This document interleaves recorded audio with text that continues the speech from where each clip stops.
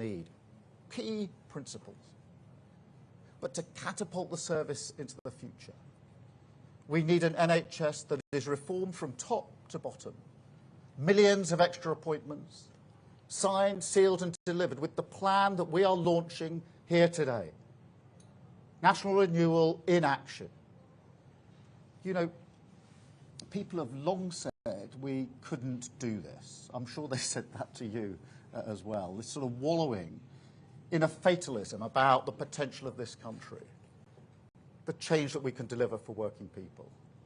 Well, this plan that we're launching today is a comprehensive rebuttal of that mindset.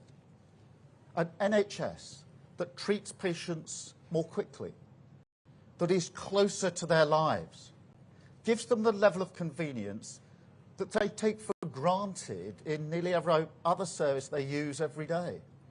Just think about it, every day, with just a few swipes of their phone, millions of people buy food or clothes for themselves and their family.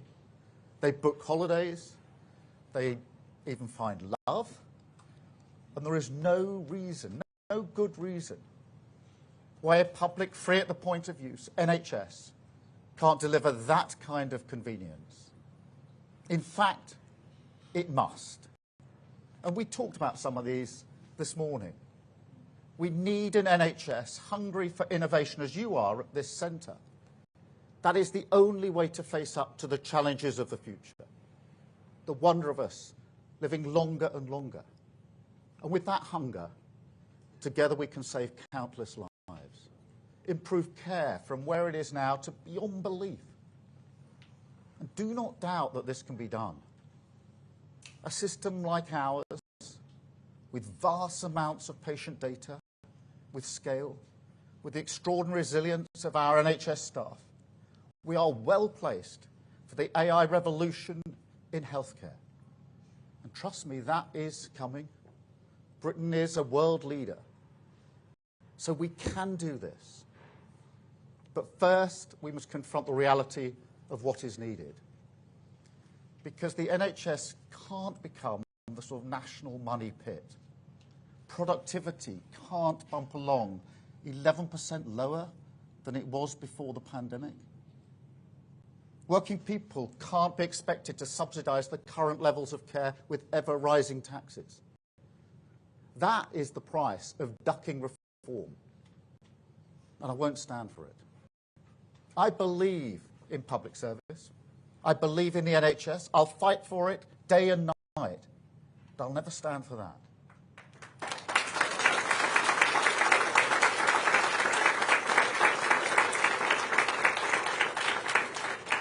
And look, as many of you will know, and as we talked about this morning, my wife, my sister, my mum, they all work for the NHS. And as you know, nobody who works in the NHS does it for an easy life. You know that, and I know that. And, you know, I've said many, many times before, I wouldn't be standing here in front of you today if it wasn't for the NHS.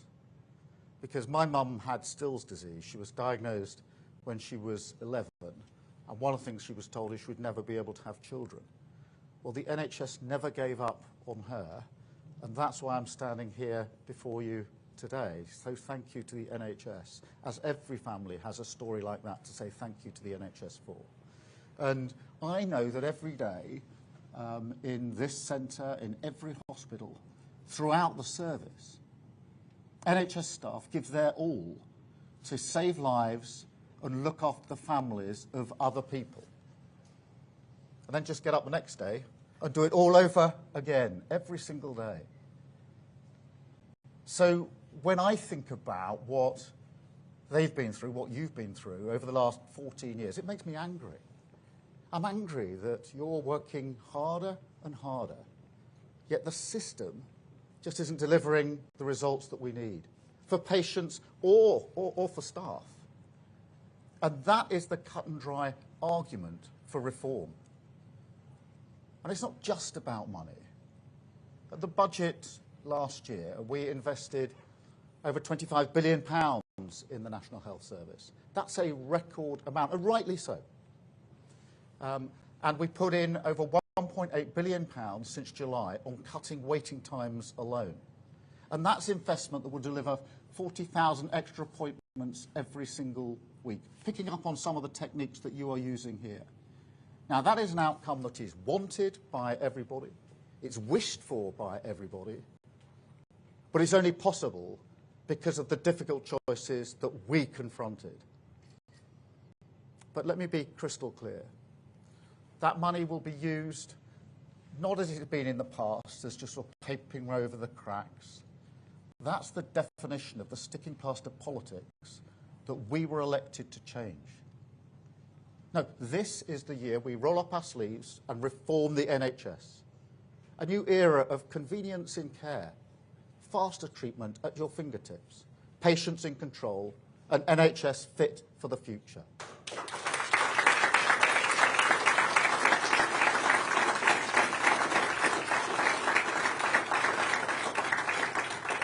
It's not just about giving patients greater flexibility over appointments, although that's really important, and you're doing that here, as I saw this morning, or leveraging the power of the NHS app. And we're going to do that. But there's a bigger principle here.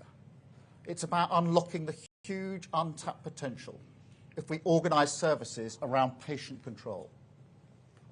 And you can see this really clearly in Martha's rule, which was really important. It's about a shift in the balance of power away from the sort of passive deference to doctors and towards patients being able to get that second opinion and play a greater role in deciding their care and their treatment. And the early results of Martha's rule are in. Lives of some of the sickest patients in our care transformed, extended and saved. And so it's a rule that's now being recognised as potentially groundbreaking in its innovation. So look, across the NHS, we will put patients in control of their care. And to meet that demand, we will also move care closer to their lives, shift treatment away from hospitals and centres and deliver more care at their GPs, in their community and in their homes. And you gave me some brilliant examples of what a difference that makes, shifting care towards people's communities and their homes this morning when we're walking through what you do right here.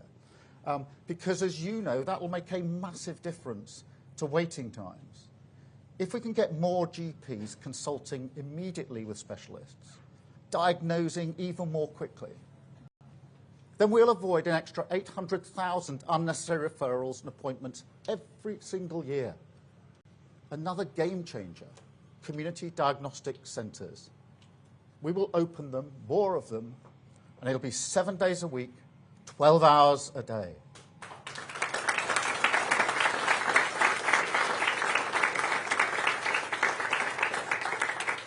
So if you need a scan or an X-ray, you get it done much more quickly and at your convenience. And that alone will deliver 440,000 extra tests and scans every year. We'll also let patients with long-term conditions monitor themselves at home, give them the technology to do that. And that will cut another 500,000 unnecessary appointments. We'll also reform funding incentives, focus our investment on what will actually cut waiting times. Far too much money is wasted on inefficient care. That has to stop because we can't afford it. Artificial intelligence will help us here as well. I've seen it in action at the hospital I was at the tail end of last year. An AI-enhanced stethoscope that can tell in a heartbeat, literally, whether you're at risk of cardiac failure. And just think about that.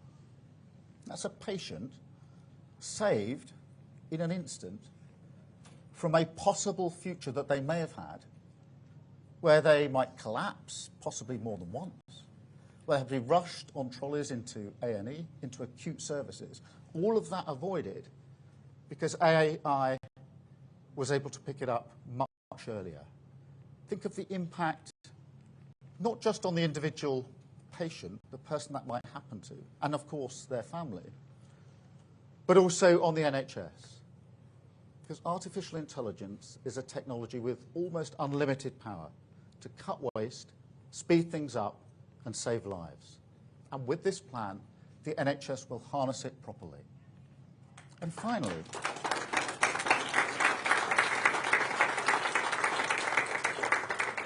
finally, to cut waiting times as dramatically as possible, our approach must be totally unburdened by dogma. Working people will expect nothing less. So today, I welcome a new agreement that will expand the relationship between the NHS and the private healthcare sector, make the spaces, the facilities and resources of private hospitals more readily available to the NHS. That's more beds, more operations, more care, available to the NHS, treating patients free at the point of use, targeted at where we need them most. A partnership in the national interest, cutting waiting times, working for you, delivering our plan for change.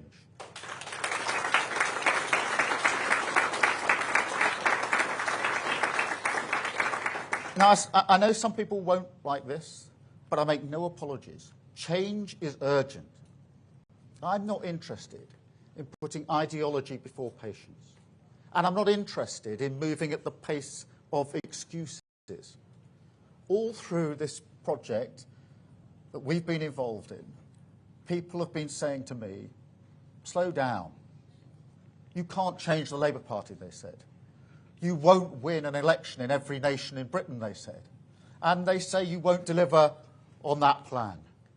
They've said again this year, I've no doubt about it, about this plan, it's that anthem of decline. But they've been wrong at every stage. And they'll be wrong again, because this year we will show that Britain can change our country. Politics can be a force for good, and we can unite the NHS behind a plan for reform. An NHS that's faster, easier and more convenient, with waiting times cut, patients in control, technology at your service, and outstanding care in your community. That is the change we will deliver. Another step along the road to a country and a people strong, secure, confident that the future will be better for their children. Thank you very much.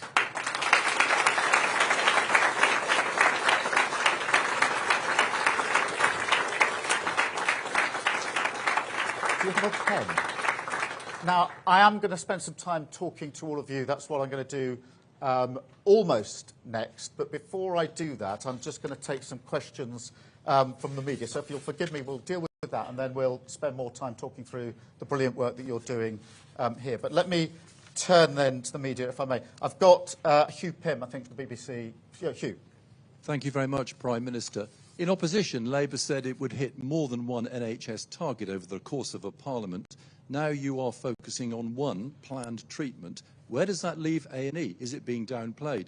And a second part to my question, if I may, do you have any reaction, Prime Minister, to a post by Elon Musk this morning suggesting that America should liberate Britain from a tyrannical government? Let me deal with the health crunch, because it's really important. Look, we have got to get these waiting lists down. And we made a manifesto commitment to do so. And the important thing about the plan we've launched today is that it's the end of the 7.5 million on lists, on open pathways on the list, but it's also a plan that's been agreed by the NHS. So this is not talking about what we will do or what we can do. It's been talked through, agreed and signed off by the NHS. So this is an action plan for that. What I don't accept, that because we're doing that, then we can't do the other things we need to do on other standards. And I will never accept that prioritising waiting lists must come at the expense of the other things that the NHS must do, whether it's A&E, whether it's cancer and heart cases as well. So, you know, we can walk and chew gum here, and we're going to do that. The fact that we've got a plan in action today does not mean we're not going to do the other things. We will, of course, be publishing our 10-year plan for the NHS in due course. But thank you very much in relation to that. I don't really have any comment on the particular comment that was made this morning by Musk. Thank you. Can I come to you, Beth, please? Thank you, Prime Minister. You just spoke, it's Beth Rigby, Sky News. You just spoke about private care going into the NHS. Some people watching might be worried about backdoor privatisation of the NHS. You talked about it being a partnership. Is this then a project that you will continue until you have cleared the backlog, or is this perhaps a permanent innovation?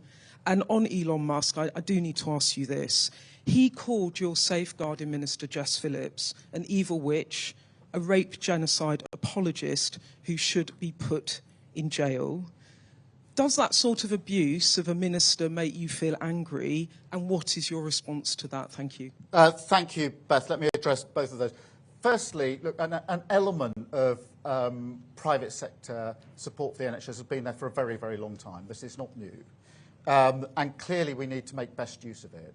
The agreement that we've signed today is to make sure we can do it better so that it's not just the sort of cherry picking of cases. It's a more comprehensive use which will allow us to get the waiting lists down. Of course, the priority today is waiting lists, but I'm not ideological about this. Where there's capacity that can be used that will help us deliver in the NHS, then we will continue with that partnership. On the question of Elon Musk, look, I think most people are more interested in what's going to happen to the NHS, frankly, than what's happening on Twitter. But you asked me a really important question that's been in the news for the last few days. I am going to, with permission, just answer it quite fully because it is a really important set of issues. And let me start with this. Child sexual exploitation is utterly sickening, utterly sickening. And for many, many years, too many victims have been completely let down by perverse ideas about community relations or by the idea that institutions must be protected above all else. And they've not been listened to and they've not been heard. And when I was chief prosecutor for 5 years, I tackled that head on because I could see what was happening. And that's why I reopened cases that had been closed and supposedly finished. I brought the first major prosecution of an Asian grooming gang. In the particular case, it was in Rochdale, but it was the first of its kind. There were many that then followed that format. I changed the whole prosecution approach because I wanted to challenge and did challenge the myths and stereotypes that were stopping those victims being heard. So we changed the entire approach, not without criticism at the time, I might add. And when I left office, we had the highest number of child sexual abuse cases being prosecuted on record. Now, that record is not secret. As a public servant, it's there for all of you or everybody to see. I also called for mandatory reporting of child sexual abuse. I called for that a decade ago. The Tories did nothing about that for those 10 long years, including when the J report came out nearly 3 years ago now. Central plank, mandatory reporting, still hasn't been done. We're going to do it. But let's just to bring it in closer, and I will answer you on Jess Phillips in particular, because those that are spreading lies and misinformation as far and as wide as possible, they're not interested in victims. They're interested in themselves. Those who are cheerleading Tommy Robinson, not interested in justice. They're supporting a man who went to prison for nearly collapsing a grooming case, a gang grooming case. These are people who are trying to get some kind of vicarious thrill from street violence that people like Tommy Robinson promote. And those attacking Jess Phillips, who I'm proud to call a colleague and a friend, not protecting victims. Jess Phillips has done 1,000 times more than they've even dreamt about when it comes to protecting victims of sexual abuse throughout her entire career. And so just as I took on the criminal justice system and the institutions when I was chief prosecutor, I'm prepared to call out this for what it is. We've seen this playbook many times, whipping up of intimidation and threats of violence, hoping that the media will amplify it. Now, Jess Phillips does not need me or anybody else to speak on her behalf. But when the poison of the far right leads to serious threats to Jess Phillips and others, then in my book, a line has been crossed. I enjoy the cut and thrust of politics, the robust debate that we must have, but that's got to be based on facts and truth, not on lies, not on those who are so desperate for attention that they're prepared to debase themselves and their country. So this government will get on with the job of protecting victims, including child sexual abuse, mandatory reporting, accelerating the processes. But what I won't tolerate is this discussion and debate based on lies without calling it out. What I won't tolerate is politicians jumping on the bandwagon simply to get attention when those politicians sat in government for 14 long years, tweeting, talking, but not doing anything about it. Now so desperate for attention that they're amplifying what the far right is saying. So that's what I say about Jess Phillips. Thank you. Robert, I've got next, from ITV.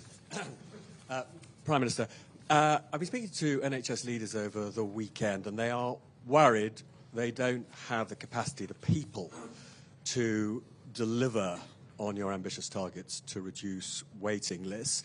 Will this new agreement with the private sector provide enough capacity, or will they have to recruit more people, and in the short term, will those people come from abroad? And forgive me for going back on Musk's attacks.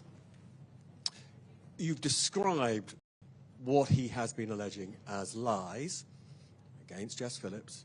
This morning, he said you should be in prison. You're a lawyer. That sounds libelous. Will you take legal action against him? On the question of staffing and resources, of course, there's always a challenge on staffing and resources, and that's why it's important that we've got the workplace plan coming on board for more resources and more staff, why we put the resource in at the budget. But let me be clear, the agreement with the private sector we signed this morning is not in some kind of substitution or as an alternative to the mainstream work with the NHS, of course. But through reform and efficiencies, we can make a material difference. It is worth, if you have time, I mean this in the proper sense, to talk to some of the staff here, because they've talked me through this morning some of the innovations that they've gone through that are cutting time the whole time. They're getting through many, many appointments here, the way they're processing the cases. This has all come from them. We asked them how these innovations come about, and they said it's our thinking about how we can improve the process. They're constantly doing that. So I don't sort of accept the basic argument that's put to me that you can only work at the pace we're working now, you'll never get more out of the staff and resources. We've got actually the staff here and in many, many other places across the country are very willing to look at ways of improving and changing the way they do things. And of course, technology comes on top of that. Look, in relation to, I mean, I've said quite a lot about the various lies and misinformation that are put out there.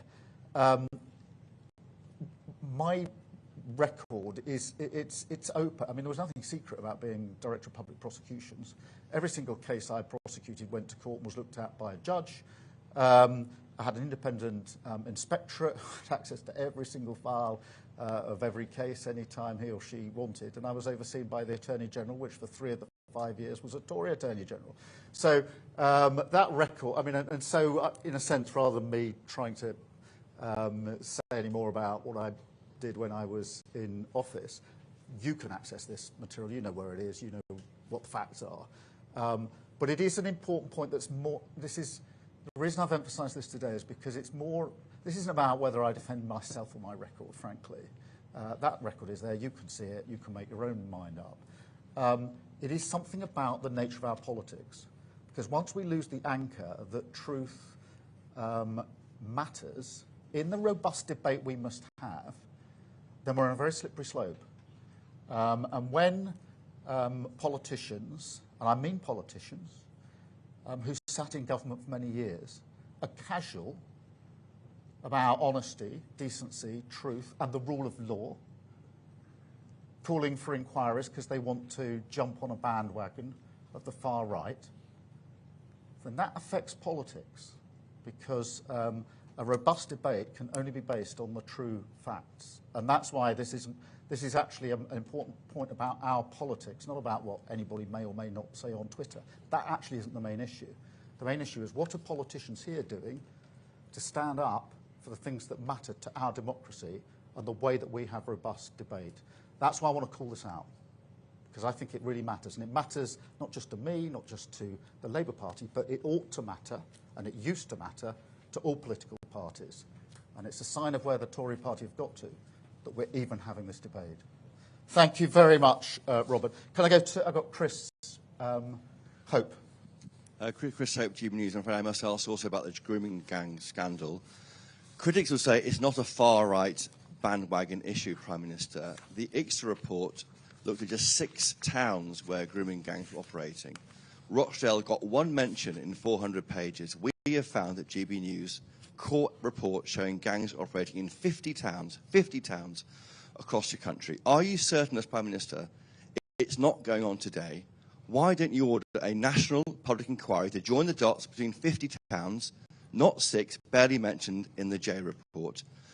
Are you afraid it might expose failings as your role as a DPP? And that's why Elon Musk says, were you complicit in the rape of Britain? You have not. To go after the far right on this does not go to the heart of the problem.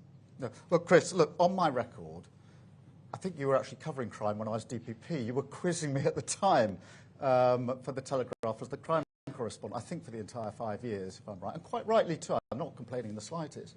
But you looked at my record for 5 years with me as I was doing the job, facing your questions. You've got access to all of the material. So, in a sense, you can look at it. I've set out what I did. I actually changed the system because I could see some of the things that were going wrong. I wasn't prepared.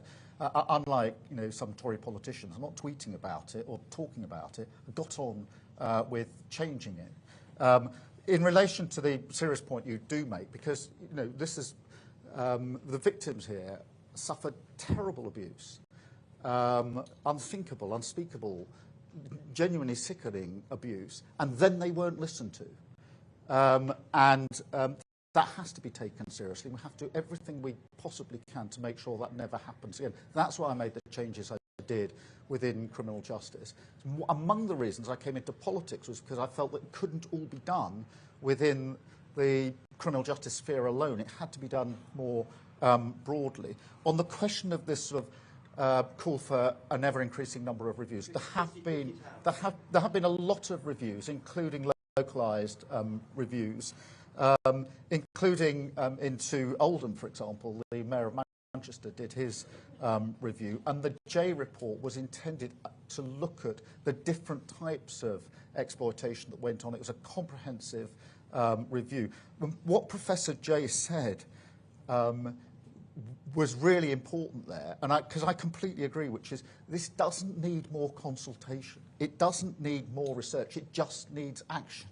There have been many, many reviews, this constant asking for a further review.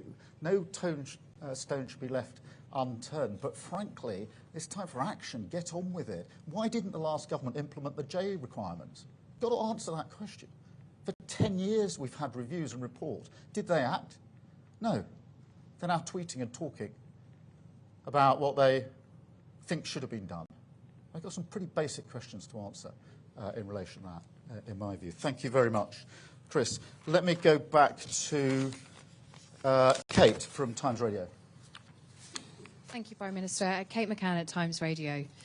You've just said there that on a separate issue, we've had 10 years of reviews and commissions and looking at a question, and now is the time for action. In your speech just now, you said you don't believe in ducking reform, yet despite calling social care an urgent need in the general election campaign, you've just announced another review which won't report until 2028 fully. Will you bring that date forward now? And will you give those in the social care sector the protection from the national insurance increases while they wait for your report? Well, I mean, firstly, thank you for raising this, because social care is such an important issue in its own right. And obviously, it's also linked to the question of what happens in our hospitals, because it's got a huge impact. And we've got to get it right, which is why we put Louise Casey in charge of this, who's renowned for getting to the bottom of things, coming out with really good, strong recommendations.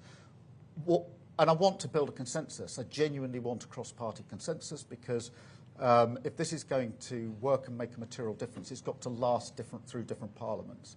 That will take time to get this right, but we're determined to do it. But we've also announced it will be in stages, because what I don't want to do is precisely what you're challenging me on, which is to say, well, we'll have to wait until the final outcome of Louise's report, which is why it'll be in 2 stages, with the first stage next year, which is what can we do now to improve the system as it is now. Now, some of that we've already started with fair pay agreements, etc., for staff. That really matters, by the way, because more staff leave social care to come to the NHS than to go anywhere else. And the reason they do that is because of the poor paying conditions and because there's no progression. And then they want to come to the NHS so they can progress their career. So some of it we've started. There'll be the interim or the first stage of the report next year, which means we can get on with some of the change that we need, because you're right, it's urgent. But it is right that we do it properly and take time and build the consensus that we need. Thank you very much. Well, I mean, the report is obviously going to look at what we can do next year. Let's see what the first stage brings with it. I've got Laura from the Telegraph. Laura Donnelly from the Telegraph. Prime Minister, you've talked about reforming the NHS from top to bottom. But a number of the policies that you've outlined, the surgical hubs, the community diagnostic centres, and the expansion of use of the private sector, are familiar because they were introduced under the last government. I wanted to ask, what will be radical and reforming about the plan? And also, can you enlarge on what the new deal with the private sector is and what you think the chances of avoiding a winter crisis this time next year? Yeah, well, let me take that head on. I mean, the first and obvious difference is the staff are now on the front line, not the picket line. And therefore, they're in the operating theatres getting on with the job that they want to do. That was an impasse we had for far too long under the last government. When it comes to things like diagnostic centres, we want to go further and faster, so have more of them and have them operating, as I said out a moment ago, 7 days a week, 12 hours a day, making much more use of technology and AI. And the fact that within the first 6 months of a Labour government, you've got a signed agreement with the NHS about the change we need, that's a material difference. That's what you get by working together with partners to deliver in the national interest. I'm not here saying to the NHS, you must do this, please respond. I'm here saying, look, we've worked on this for 6 months, now it's signed, it's agreed, it's signed off, we're going to do this. So that is a material change in the whole way that we've come about reform, etc. On the private sector, we can give you more details afterwards, but the broad issue is really to make sure that the capacity we're able to use for the private sector is more comprehensive, is in areas which aren't necessarily usually covered by these agreements, which sometimes can be, the sort of easiest operations, if you like, put through the private sector. We want to broaden that to make better use of the capacity that is there. But we can provide you with more details of that, of the actual agreement afterwards. Thank you very much, Laura. Well, we're working at pace on this. We inherited a pretty broken NHS. I think if any of us, or if you across the country ask people, they would say we love the NHS. They've got brilliant staff, and they're absolutely right about that. But people know that it was broken by the last government. So we're working at pace to mend that. There will be pressures this year, of course there will. But the point of the 10-year plan, the point of the reform, the point of taking some of the pressure off through waiting lists is to make sure we can manage that crisis through this winter and alleviate as we go forward. But we inherited, as with so many other areas, we inherited a real mess from the last government. Thank you. I've got Max from the Times. Thank you, Prime Minister. You say the sort of language Elon Musk uses matters to democracy here and has a serious negative impact on it. Musk is in a couple of weeks' time going to be a senior member of the US administration led by Donald Trump. So are you taking this as direct attack from his administration, and will you ask Trump to tone it down? I'm actually making a more general point. I'm not going to individualise this to Elon Musk or anybody else. I'm making more because actually I'm very concerned about where the Tory party is going on this in this country, because they are not. I think only a few months ago it would have been unthinkable for things to have been said about Jess Phillips that were said recently, without all political parties and the leader of the opposition calling it out in terms. I genuinely believe that. I don't think it was that long ago that you would have all expected that reaction. You'd have all been challenging the leader of the opposition. Will you denounce this? This isn't fair, because it's put a member of parliament, my member of parliament, at risk. That's not good. That's why I say a line's been crossed. So this isn't about America or Musk. I'm talking about our politics. I'm talking about the responsibility that our politicians have in calling this out for what it is and distancing themselves and condemning it. Because if you're not prepared to stand up as a Tory MP and denounce what's been said about Jess Phillips, who's now had threats made to her, then you need to seriously consider why you're in politics in the first place, in my view. I've got Jack from The Sun. Thank you, Prime Minister. Jack Elson from The Sun. You correctly identified that the J inquiry looked at the wider issue of child sexual abuse. But by refusing to hold a national inquiry that zeroes in on these rape gangs, can we take it that you are then satisfied that there are no more failings of wider states that need to come to light? Well, I don't think we should leave any stone unturned, but I think we know what the basic failings were. The reason I brought the first massive prosecution for an Asian grooming gang is precisely because I could see that these warped ideas about community relations were possibly having an impact. Because I could precisely see that the myths and stereotypes about the victims were preventing some of the most vulnerable in our society from the protection they needed. And that's why we took that. That action was taken over a decade ago. Yes, of course, you're right to challenge and say, well, couldn't there be something else? But the basic problem here is pretty well known. It was pretty obvious. That's why I did what I did in the Crown Prosecution Service, because I could see what the problem was. And so there's always this sort of suggestion, let's have another review. I think Professor Jay, I mean, she did look at this for a very long time. You could sense a slight impatience on her behalf, which is say, look, just get on with the things that have already... There were, 20-something recommendations in the Jay report. None of them have been fully implemented yet. None of them were fully implemented by the last government. So for the leader of the opposition now to call for a further inquiry, but she didn't even implement the 20 recommendations of the Jay report, which is about as comprehensive as you could get, then I think that shows that perhaps where just the, trying to get noticed is becoming more important than the issue itself. So I don't duck your challenge, but I do genuinely say, for those that are really concerned of protecting these victims, and I really am, it's time to get on with it. Implement all the recommendations so far, and you'll make a material difference to the lives of very, very many victims. And that's why I think Professor Jay said, let's just get on with what we've got. And I think there's an element of truth in that. I'm not closing my mind. And if you or others put specific allegations or issues to us, then we will faithfully deal with them, absolutely rightly. I'm absolutely not prepared to have this, pushed under the carpet. But I'm slightly impatient with people who just say, do another review, when they haven't got on with implementing the very many reviews. There's 7 pretty big reviews. There's then lots of localised reviews. There's no end of reviews. It's time for people to take the action. That's why I did what I did as DPP. That's why I'm going to do what I need to do as Prime Minister. Thank you, Jack. I got Claire from the Daily Mail. Thank you, Sir Keir. You vowed to restore trust and integrity to politics. So do you think it's time that your anti-corruption minister comes clean about her use of homes linked to her aunt's regime? And do you have full confidence in her?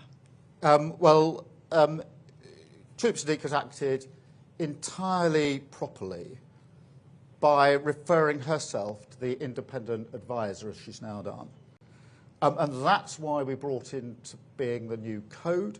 It's to allow ministers to ask the advisor to establish the facts. And yes, I've got confidence in her, and that's the process that will now be happening. Thank you very much. I've got Sophie from the Mirror. Hi, Sophie Huskisson from the Daily Mirror. So you said about NHS staff being on the front line, not the picket line, but some unions have indicated that they could go on strike again this year after your government recommended a 2.8% pay rise for health workers. Are you worried this could put your plans and targets at risk? And a second quick one, if I may. We've heard horror story after horror story of cosmetic surgeries going wrong, not only abroad, but also here at home. Are you concerned about this, and will you commit to looking at the Mirror's campaign demands to take action here in the UK? Look, on the question of pay, the first thing I would gently point out, particularly to the staff here, is we honoured the pay agreement last year, and quite rightly so, and I'm proud that we did that. So where we stand on proper pay for frontline NHS staff is clear from our record. Obviously, we'll have to go through the process for pay review. It's the usual process. But we will work with the unions, we'll work with the staff. The only reason we're able to hold up the agreement we've got today is because we've worked with the NHS on this, on what we can achieve together, and it's that approach that we'll take. On the cosmetic, I think you're running a campaign on this, and it is a really important issue, and I know Wes Streeting, the Health Secretary, is looking at this because clearly we need to look at what more can be done in some of those cases. So thank you for highlighting that. Thank you all very much. And now I'll do as I promised and get to speak to all the rest of you. Thank you very much. Thank you.